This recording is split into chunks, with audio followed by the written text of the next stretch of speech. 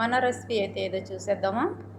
మునక్కాయలు pickle, మునక్కాయలతో pickle చేస్తారు చూడండి, సింపుల్ రెసిపీతో. ఇప్పుడైతే మునక్కాయలు కడిగి పెట్టుకున్నాను అనమాట. చూసారా, కొన్ని లావుకాయలు ఉన్నాయి, కొన్ని సన్నకాయలు ఉన్నాయి. నేనైతే చెట్టు నాటిన ఇంట్లో. నేను 2 చెట్లు నాటినాను. ఒక చెట్టు పడిపోయింది, చనిపోయింది. ఇంకొక చెట్టు అయితే సూపర్గా ఉంది. ఆ చెట్లో కాయలే పెరిగి మునక్కాయలు ఊరిగాయ పెడతాండ. చూసారా, కొన్ని సన్నగా ఉన్నాయి, కొన్ని లావుగా ఉన్నాయి. చూడండి, చాలా అంటే చాలా టేస్టీగా ఉంటాయి మునక్కాయలు అయితే. ఇప్పుడైతే కట్ చేసుకుందాం. అక్కడ ఉండేదైతే మా కుకింగ్ అనమాట.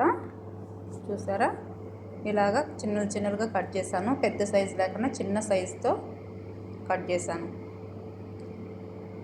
టేస్ట్ అయితే చాలా బాగుంటుంది.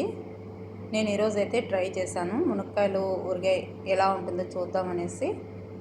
చూసారా, ఇలాగైతే కట్ చేసి పెట్టుకుంటాను.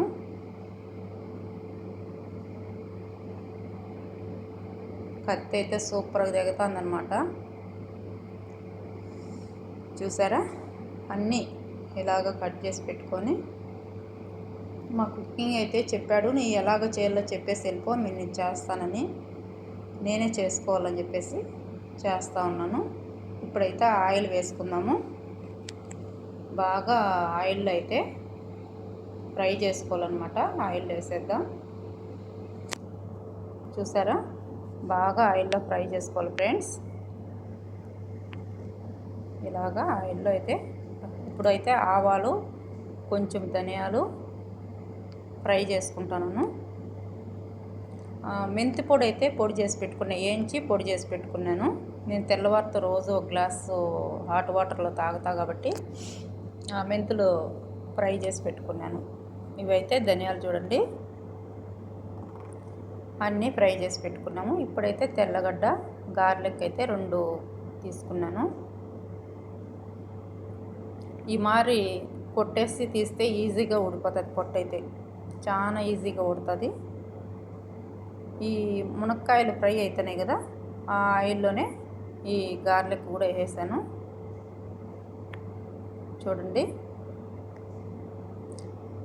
కొంచెం సిమ్లో పెట్టేసి బాగా ఫ్రై చేసుకోవాలా. ఇప్పుడైతే ఇవి పొడి గుట్టు పెట్టుకుందాము.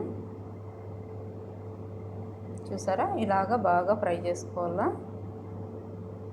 నేను కొన్ని ఎండుమిరపకాయలు కూడా వేసాను దాంట్లోనే. ఆ తర్వాత కరివేపాకు కూడా వేసాను. సూపర్ స్మెల్తో ఉంటుంది. నిరుడు మునక్కాయల సీజన్లో కూడా పెట్టాను, చాలా ఊరిగా పెట్టాను. తలా కొంచెం వేసి ఇచ్చేసాను. ఈరోజు అయితే మునక్కాయలు చాలా లేవు అనమాట, కొన్ని ఉన్నాయి. ఇప్పుడైతే స్టవ్ ఆఫ్ చేసుకునేద్దాము. మెంతి పొడి అయితే వేసాను. ఇప్పుడైతే ఆవాలు, ధనియాలు పౌడర్ చేసి పెట్టుకున్నాం కదా, ఇదైతే ఒక 2 స్పూన్లు వేద్దాం. చాలా అంటే చాలా టేస్టీగా ఉంటుంది ఫ్రెండ్స్. సాల్ట్ అయితే వేద్దాము.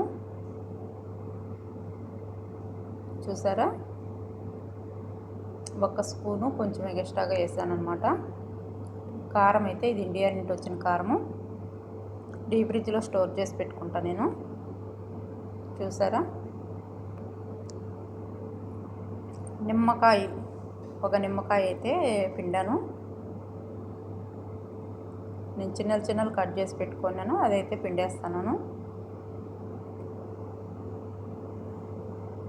నిమ్మకాయ పులుపు ఉంటుంది కదా, పులుపు ఉంటే తొందరగా చెడిపోదన్నమాట, బాగుంటుంది. చూసారా, కొంచెం ఆయిల్ ఎక్కువగా కనిపిస్తుంది కదా, ఆయిల్ అయితే ఎక్కువ ఉండదు. ఒక బౌల్లో వేస్తాను, ఆ బౌల్లోకి మట్టంగా సరిపోతుంది. డబ్బాలో వేసి పెట్టేస్తాను అనమాట. స్టార్టింగ్లోనే వేసాను కదా డబ్బా, మారి వేసి పెట్టేస్తాను. మన మునక్కాయలు ఊరగాయ అయితే రెడీ అయిపోయింది ఫ్రెండ్స్. ఇంతేను. నచ్చితే అందరూ సబ్స్క్రైబ్ చేసుకోండి.